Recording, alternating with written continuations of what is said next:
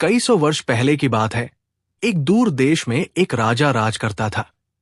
उसकी एक ही संतान थी, एक राजकुमारी। जब बच्ची का जन्म हुआ तो राजा की खुशी का ठिकाना न रहा। उसने तुरंत अपने राज ज्योतिषी को बुलाया ताकि वह राजकुमारी के भाग्य का लेखा जोखा बता सके। ज्योतिषी ने अपनी पोथी खोली और अपने ज्ञान से राजकुमारी की किस्मत का हाल देखने लगा। जब ज्योतिषी गणना कर रहा था तो राजा ने देखा कि उसके चेहरे का रंग कभी आता और कभी जाता था। वो बार बार पोथी के पन्ने पलट रहा था, मानो उससे गणना में कोई भूल हो रही हो। जब बहुत देर हो गई और वो कुछ न बोला तो राजा का धैर्य टूट गया। शीघ्र बताएं, हमारी बेटी की किस्मत में क्या लिखा है? राजा ने पूछा। महाराज, ये बुरी खबर है। यदि आप नहीं सुने तो बेहतर होगा। ज्योतिषी ने हाथ जोड़कर विनती की, किंतु राजा ने आग्रह किया और कहा, मैं अपनी बेटी के भाग्य का हाल जानकर ही रहूंगा, ताकि यदि वो किसी संकट में फंसने वाली है तो उसे बचाने का कोई उपाय निकाल सकूं। कम से कम ये तो बताएं कि उसे किस वस्तु से खतरा है। महाराज, यदि आप जानना ही चाहते हैं तो सुनिए। पहला खतरा तो यह है कि आपकी बेटी को एक शेर खा जाएगा। यदि वो किसी तरह उस शेर से बच गई तो दूसरी बार ऐसा होगा जो मैं बताना नहीं चाहता। मैं ये अपशकुनी बात अपने मुख से नहीं निकाल सकता। शेर के खा जाने से भी बुरी बात और क्या हो सकती है, आप बताएं। राजा ने कुछ कठोर स्वर में आदेश दिया, किंतु ज्योतिषी मौन रहा। राजा ने पहले तो उसे डराया धमकाया, पर फिर उसकी मिन्नतें की। ज्योतिषी पर काफी देर बाद कुछ असर हुआ और फिर वो अपना गला साफ करते हुए बोला, महाराज, मुझे भय लगता है। भय किस बात का? राजा ने कहा, महाराज, यदि मैंने वो सब कुछ बता दिया जो तारे कहते हैं तो मुझे डर है कि मेरे प्राणों की खैर नहीं। कभी नहीं। मैं सौगंध खाकर कहता हूं कि तुम जो भी कहोगे मैं धैर्य से सुनूंगा। तुम्हारा बाल भी बाका नहीं होने दूंगा। बहुत अच्छा हुजूर, ज्योतिषी ने चैन की सांस ली। मैं आपको सब कुछ सच सच बताता हूं। तारे कहते हैं कि यदि राजकुमारी शेर का निवाला बनने से बच गई तो वो आपको मार डालेगी। राजा चुप हो गया और काफी देर तक ज्योतिषी को ऐसे देखता रहा मानो उसने कुछ सुना ही न हो। फिर राजा ने दोनों हाथ उठाकर आकाश की ओर देखते हुए प्रार्थना की और उसके बाद ज्योतिषी की ओर देखकर बोला, जो कुछ भी हो, मैं अपनी और अपनी बेटी के प्राण बचाने की पूरी कोशिश करूंगा। लेकिन ज्योतिषी, तारे गलत भी तो कह सकते हैं। हां, तारे गलत भी कह सकते हैं। ज्योतिषी ने राजा को प्रसन्न करने के लिए कह दिया, वरना उसे विश्वास था कि तारे गलत नहीं कहते। राजा ने उसी क्षण अपने भाग्य से लड़ने का निश्चय कर लिया। उसने महल से कई मील दूर पहाड़ की चोटी पर एक एकांत स्थान ढूंढा जहां मनुष्य और पशु किसी का भी आना जाना न हो। उस स्थान पर उसने धरती के भीतर एक तहखाना बनवाया जहां उसकी बेटी रह सके। उस गुफा का एक ही द्वार था जिसे वृक्षों की झाड़ियों और पत्तों से अच्छी तरह से ढक दिया गया था। जब तहखाना पूर्ण हो गया तो मासूम राजकुमारी को उसमें उतार दिया गया। उस समय राजकुमारी की आयु 1.5 वर्ष थी। उसकी धाय भी उसके साथ थी और दोनों तहखाने में रहने लगे। दिन, महीने और वर्ष बीतते गए। राजा हर महीने अपने दरबारियों के साथ उस तहखाने में अपनी बेटी से मिलने आता। द्वार में नीचे कमरे तक सीढ़ी लगा दी जाती। राजकुमारी और उसकी धाय दोनों सीढ़ी से बाहर निकल कर आते। राजा अपनी बेटी को गोद में लेकर उससे प्रेम करता, उसके साथ खेलता रहता और फिर कुछ देर बाद उसकी धाय को ठंडी आह भरकर आदेश देता कि वो बच्ची को नीचे ले जाए। उसके बाद वो घोड़े पर सवार होता और दुखी हृदय के साथ महल वापस आ जाता। यही क्रम चलता रहा और राजा की बेटी 7 वर्ष की हो गई। एक दिन अचानक शिकारियों का एक दल शेर का पीछा करते हुए वहां आ पहुंचा। वे लोग शेर को पकड़ना चाहते थे, परंतु शेर कहीं छिपना चाहता था और वो दौड़ता हुआ वहां आ पहुंचा जहां तहखाना बना हुआ था। ज्यों ही शेर का भारी शरीर उन झाड़ियों पर पड़ा, वो तहखाने के भीतर जा गिरा। शेर क्रोधित था और उसे भूख भी लगी हुई थी। उसकी दृष्टि राजकुमारी पर पड़ी तो उसने राजकुमारी पर आक्रमण कर दिया। राजकुमारी बेहोश होकर भूमि पर गिर पड़ी। उसकी धाय उसे बचाने के लिए आई तो शेर ने उसे वहीं समाप्त कर दिया। राजकुमारी तहखाने में फर्श पर बेहोश पड़ी थी और ठीक उसी क्षण शिकारी शेर को तलाश करते हुए वहां पहुंचे। यहां पहुंचकर उन्हें ज्ञात हुआ कि शेर के दहाड़ने की ध्वनि नीचे धरती से आ रही है। उन्होंने झुककर देखा तो नीचे तहखाने में शेर उपस्थित था। उन्होंने शेर पर पत्थरों की वर्षा कर दी और यहां तक कि शेर को मार डाला। फिर उन्होंने बड़ी चतुराई से झाड़ियों की एक रस्सी बनाई और तहखाने में उतर गए। तहखाने की सजावट और बनावट देखकर शिकारी बहुत विस्मित हुए। तहखाने में कई कमरे थे और प्रत्येक कमरे में बहुमूल्य कालीन बिछे हुए थे। छतों पर झूमर लटक रहे थे। कमरों को इतने कीमती सामान से सजाया गया था कि पहली नजर में ही ज्ञात हो जाता था कि यह किसी राजकुमारी का घर होगा। शिकारी हर स्थान की तलाशी ले रहे थे और जो कुछ भी वहां से उठा सकते थे उसे अपने साथ ले जाने के लिए बांध रहे थे। अचानक उन्हें आभास हुआ कि स्त्री तो मर चुकी है, परंतु बच्ची में अभी सांस बाकी है और वो बेहोश पड़ी है। और वे राजकुमारी को भी अपने साथ ले गए और इस प्रकार 7 वर्ष की राजकुमारी पहाड़ों में उन शिकारियों के साथ रहने लगी। उसने यहां घुड़सवारी सीखी और जानवरों का शिकार करने में निपुणता प्राप्त की। इन शिकारियों में अच्छे बुरे की पहचान नहीं थी, इसलिए वे कभी कभी काफिलों पर आक्रमण कर उन्हें लूट लेते थे और धन संपत्ति लेकर चले जाते, और उसी दौरान राजा की बेटी भी उन्हीं के साथ हुआ करती थी। उनके साथ रहकर वह भी लापरवाह और शारीरिक रूप से बलवान बन चुकी थी। वो नहीं जानती थी कि वो कौन है और नहीं वो ये जानती थी कि कौन उसके माता पिता है। वो तो शिकारियों में शिकारी और लुटेरों में लुटेरी थी। एक दिन संध्या के समय शिकारियों और उनके साथियों ने एक काफिले पर आक्रमण किया। उस समय राजकुमारी की आयु 21 वर्ष की हो चुकी थी और संयोग से काफिला भी खूब शस्त्रों से सुसज्जित था। काफिले वालों ने डाकुओं का डटकर मुकाबला किया। भयंकर युद्ध हुआ। राजकुमारी घायल होकर बेहोश होकर भूमि पर गिर पड़ी। अगली प्रातः जब उसे होश आया तो वो अकेली थी और उसके साथी भी कहीं दिखाई नहीं दे रहे थे। क्या वे मारे जा चुके थे? इसका अनुमान लगाना कठिन था। राजकुमारी वहां से हिम्मत करके उठी।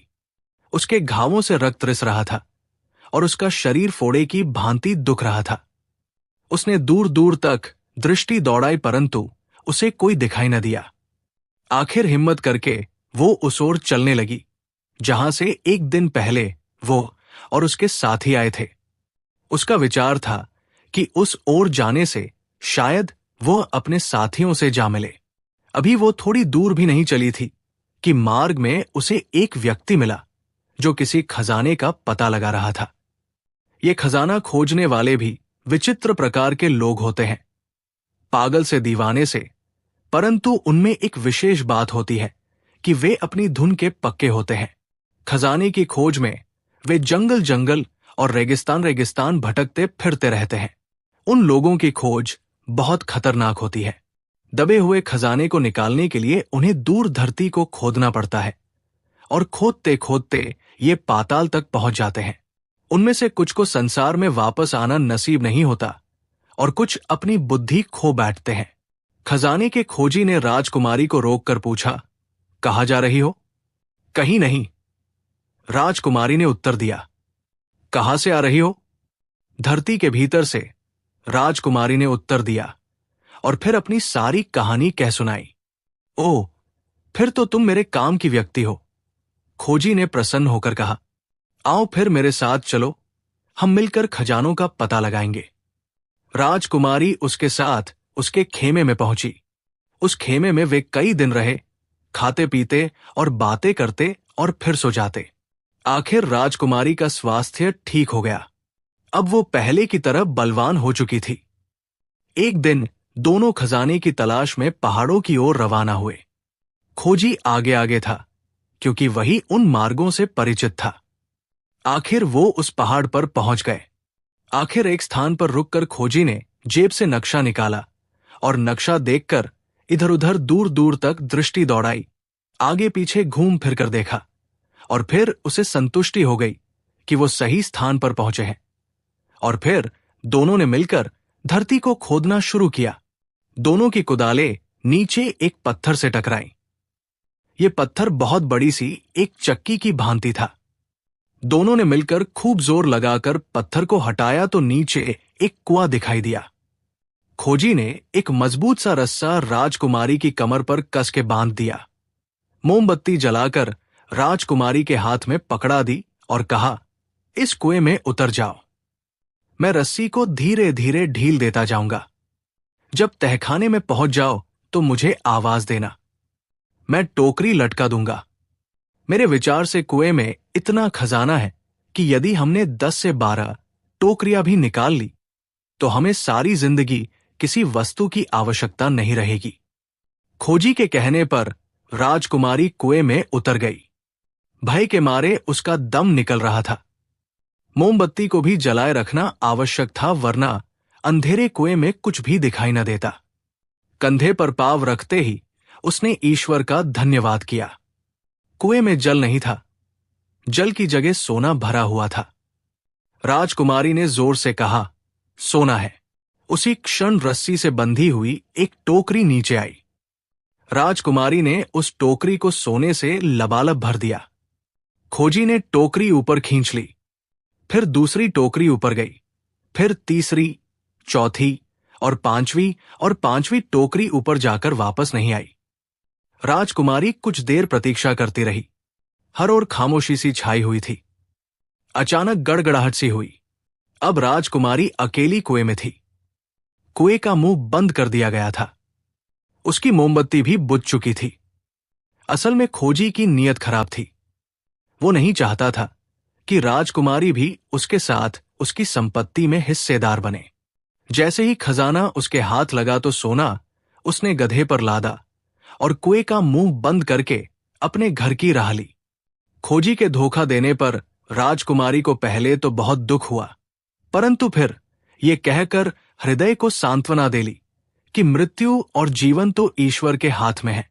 यदि मेरा जीवन रहा तो वो मेरे लिए कोई न कोई मार्ग तो निकाल ही देगा। ये सोचकर राजकुमारी का साहस कुछ बढ़ा और वो आने वाले समय से बेफिक्र हो गई। अचानक आंखें फाड़ फाड़ कर देखने पर उसकी दृष्टि वहां पर पड़ी जहां पर काबा था। राजकुमारी ने मक्का की ओर मुख कर दोपहर की नमाज अदा की। वो सजदे में सिर रखकर प्रार्थना कर रही थी कि अचानक उसे जल के गिरने की ध्वनि सुनाई दी। ऐसा प्रतीत होता था कि दूर कहीं जल का झरना गिर रहा है। वो टटोलते टटोलते उसी दिशा में चल दी और वहां से पहाड़ों के भीतर से एक मार्ग बाहर की ओर जाता था, परंतु ये मार्ग इतना संकरा था कि व्यक्ति रेंग कर ही गुजर सकता था। वो ज्यों-ज्यों आगे बढ़ी, जल के टपकने की ध्वनि और स्पष्ट सुनाई देने लगी। आखिर वो उस स्थान पर पहुंच गई जहां से झरना फूटता था, जहां पर अत्यधिक सर्दी थी। ऐसा लगता था कि सारी सर्दी यहीं से निकलकर पहाड़ों पर फैलती है। राजकुमारी ने अपने आप को समझाया कि ईश्वर की यही इच्छा है तो बिस्मिल्लाह, ईश्वर के नाम पर मैं इसी मार्ग पर चलूंगी। जीवन और मृत्यु तो ईश्वर के हाथ में है, ये कहा और बेझिझक जल में कूद गई। जल की तीव्र लहरें उसे कहीं से कहीं ले गई। अंधेरी और लंबी सुरंगों से होती हुई वो एक ऐसे सफर पर जा रही थी जिसके विषय में उसे कुछ भी ज्ञात नहीं था। फिर उसे अपने सामने एक प्रकाश दिखाई दिया और फिर ऐसा लगा कि वो चट्टानों से निकलकर एक सुंदर हरी भरी घाटी में बह रही है। उस घाटी में पहुंचकर राजकुमारी पर धूप की कुछ गर्म किरणें पड़ी तो वो कुछ होश में आई। हिम्मत करके राजकुमारी किनारे की ओर तैरने लगी और फिर पहाड़ों का सहारा लेकर वो नदी से बाहर आ गई। काफी देर तक किनारे पर लेटी धूप से तापती रही। सूर्य की गर्मी से उसके शरीर में शक्ति आ गई। वस्त्र भी सूख गए। अब भूख ने सताया तो वो धीरे धीरे नदी के बहाव की ओर चलने लगी। उसे विश्वास था कि नदी किसी न किसी गांव या नगर के समीप से गुजरती होगी, क्योंकि सामान्यतः बस्तियां ज्यादातर नदी के किनारों पर ही बसाई जाती हैं।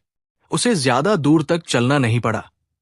थोड़ी दूर चलने के बाद उसे कुछ खेमे दिखाई दिए और खेमों में रहने वाले व्यक्ति उसे कुछ विचित्र से मालूम हुए। वे राजकुमारी को देखकर बिल्कुल प्रसन्न न हुए, परंतु जब राजकुमारी ने बताया कि वो किस प्रकार मृत्यु के मुख से निकल कर आई है और संसार में उसका कोई नहीं, तो उन्हें राजकुमारी पर दया आ गई। उन्होंने राजकुमारी को खाने पीने को दिया और फिर अपने साथ रहने की आज्ञा भी दे दी। ज्यों-ज्यों समय बीतता गया तो वे राजकुमारी के मित्र बनने लगे। कई दिनों बाद राजकुमारी को ज्ञात हुआ कि उन लोगों ने प्रारंभ में उसे क्यों नापसंद किया था। दरअसल वे लोग डाकू थे और काफिलों को लूटकर अपना और अपने बच्चों का पेट पालते थे। वे नगर से बाहर यूं ही घात लगाकर बैठे रहते। कोई भी काफिला नगर से बाहर निकलता उसे लूट लेते। ये नगर राजा की सल्तनत में ही था। राजकुमारी को उन डाकुओं का जीवन बेहद पसंद आया। वो उनमें बहुत शीघ्र घुल मिल गई। मेरी किस्मत में यही लिखा था, मैं इन्हीं के साथ रहूंगी।